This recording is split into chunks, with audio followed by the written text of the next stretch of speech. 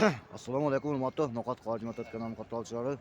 Bugungi kunga 11-fevral 2023-yil biz No'qat shahrına keldik.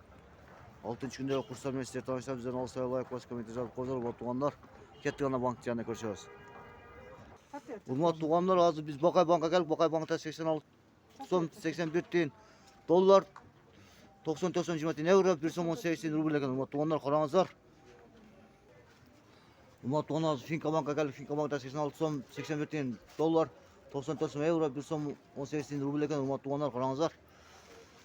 Bugün 6 kun rubl tushib ketdi. Tuğanlar javob bo'lganda xudoga ko'tarilib qolishi mumkin. Boshqa banklar borasiz ketdik. Ekoslom banka keldik. Ekoslom bankda 86 so'm 81 tiyin dollar 93 so'm euro 1 so'm 18 tiyin rubl ekan. Hurmatli tuğanlar qarangizlar. Bu yerdagilar rubl shunday ekan. Hurmatli tuğanlar valyutadagilar shunday ekan qarangizlar. 86 so'm 80 tiyin dollar 1 so'm 18 tiyin rubl. Qozoq tengesini 13 tiyin, O'zbekistonda 0.75 tiyin ekan. Hurmatli tuğanlar qarangizlar.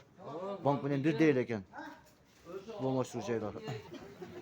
Qirg'iziston bankda 86 so'm 81 tiyin dollar 93 so'm 50 tiyin euro 1 so'm 18 tiyin rubl ekan. Hurmatli tuğanlar qarangizlar. Hurmatli tuğanlar Do'stkrizda bankda ham shunday ekan qarangizlar.